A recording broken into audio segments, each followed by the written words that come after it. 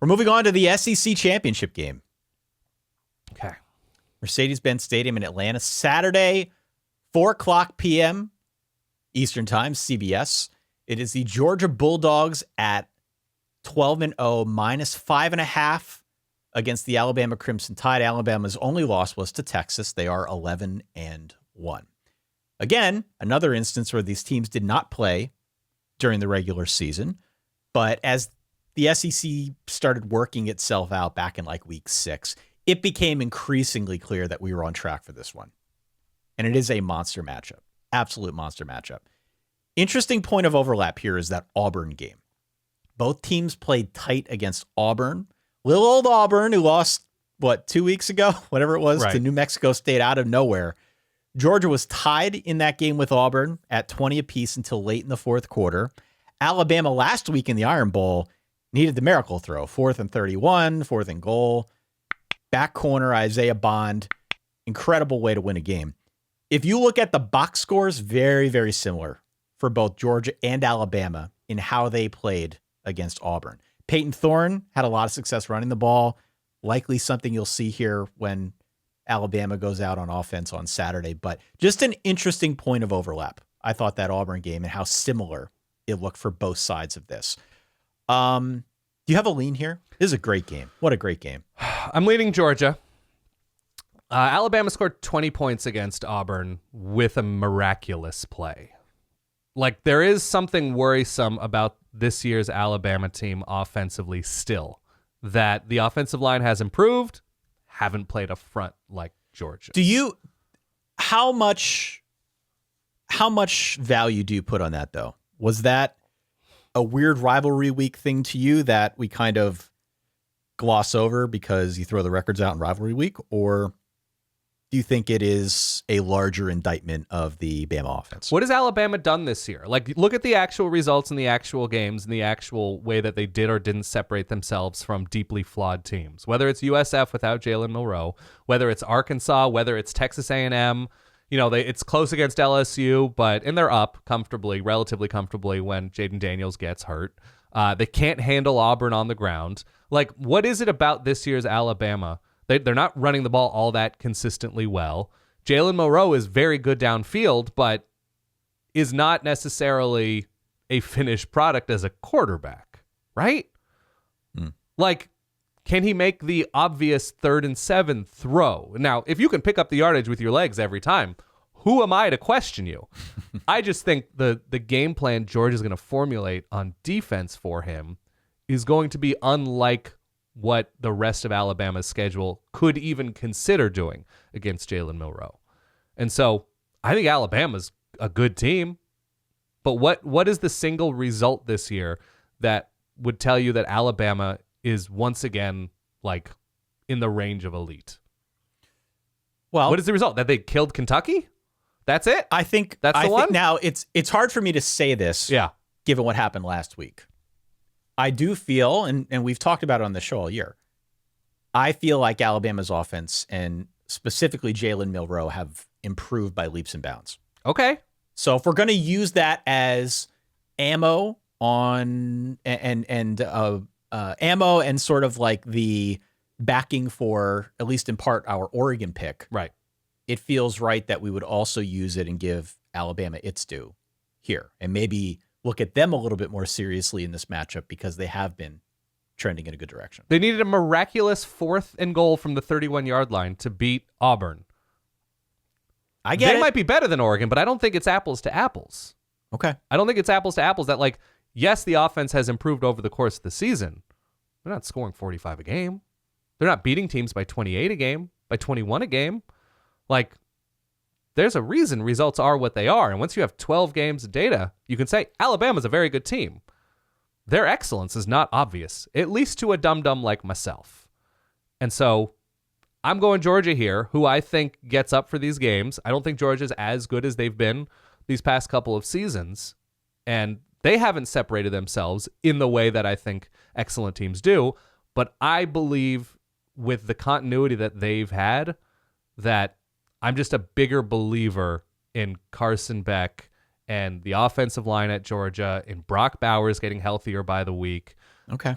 There was turnover stuff against Georgia Tech. It still never really felt in doubt, even though what the final score was relatively close. Yeah, 7 point. Yeah. I think Georgia gets up game. for these big games. I think they pick their spots in a different way. And look, they didn't separate themselves from a very good Mizzou team. Like, you can call Georgia's 2023 excellence into question. Schedule was great for them, but there's not a ton where you can point at and be like, oh yeah, they played a playoff caliber team here.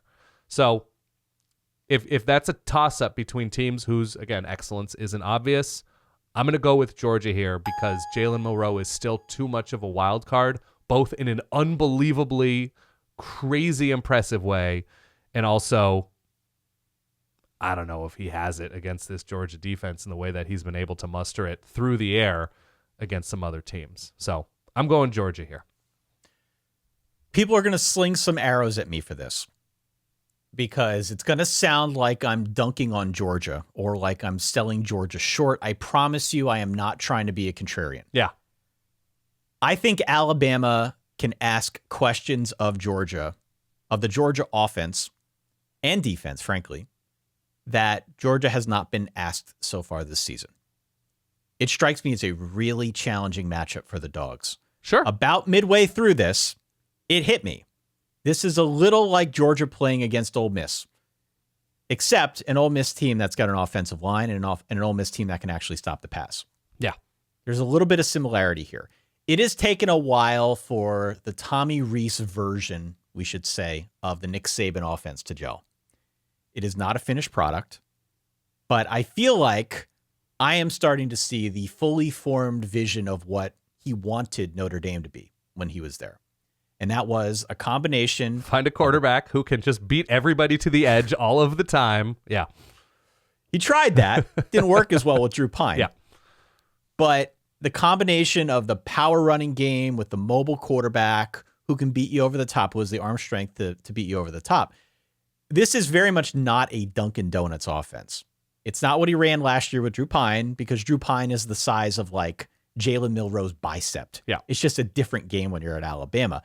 This is an offense that averages 12 air yards per attempt, the third most in the nation. Jalen Milroe is clearly stretching the field. And that combination of a guy who can scramble but also beat you deep with the offensive line that they have, which can push you around and run it down your throat, that's a math problem for Georgia. Sure. It's a math problem. Now, Jace McClellan tweaked his foot last week. Sometimes it works, sometimes it doesn't for Roydell Williams. It's not a given that Bama can run the ball on Georgia. If I'm Kirby Smart, try and beat me through the air. I'll stack the box. Right. And everybody's thinking that, right? Everybody tries to do that against Alabama, but Georgia has the actual manpower to succeed. They've got the manpower. If Jalen Milroe is sitting back in the pocket because a guy is spying him because they can't run and he's got to like decipher a zone, Georgia wins. Georgia wins. So I think either running traditionally up the middle, trying to play bully ball against Georgia, or Jalen Milroe breaking contain. One of those things going right for Alabama puts them in a really, really good spot in this game. So I'm interested to see how they defend against Jalen Milroe. Of course. This is also the best defense that Georgia's played all season. Yep, correct. It's not really close. It's not close. Carson Beck's been incredible, but this secondary is a totally different animal, Dan. It is. I think he'll be fine. Because all season we've been waiting for him to get flustered, and it hasn't happened. The guy doesn't get flustered. It sounds like Jalen Key, Deontay Lawson are going to be back for Bama, both of whom have been banged up. It'll be nice to have them out there. I'm just curious to see how he does against what I believe to be a better secondary than he's seen all season. So, I'm throwing stuff against Malachi the wall. Starks is so real. Yeah. Oh yeah. I'm throwing some stuff against the wall. I get that. I acknowledge that. But I did not come away from my studying on this game feeling as confident in Georgia as I was when I started. I still think they win. Okay. My prediction is 27-21 Georgia. I still trust that they won't make the big mistake in a high leverage moment. That's what you get from Carson Beck. That's not necessarily what you get from Jalen Milroe. He's been better. No doubt about it. Not sure I trust him. Not sure I trust him. I like the fact that it's a home game for Georgia. It's going to be loud in Atlanta. I like Alabama's progress, but I just think Georgia is much more of a finished product at this point. So I'm taking Georgia 27-21. I would not be at all surprised if Alabama covers, if Alabama wins. I would not be. Yeah, here my official pick is 27-21 Georgia. Yeah, I think it might even be a little bit more high scoring than that. I have 33-24 Georgia, and my thinking is both of these teams haven't been great against the run, as you mentioned, with what Auburn was able to do on the ground against these teams, and so I think Georgia is going to give up a huge play, probably to Jalen Milroe on the ground. But I think Alabama is going to be able to convert a bunch of third and shorts, and I think there are going to be points in this game, but I think the ability to adjust to Jalen Milroe, where Georgia can spy, can effectively cut off or trick him into things, I think that's the advantage. 33-24 Georgia. So we sort of agree. Yeah.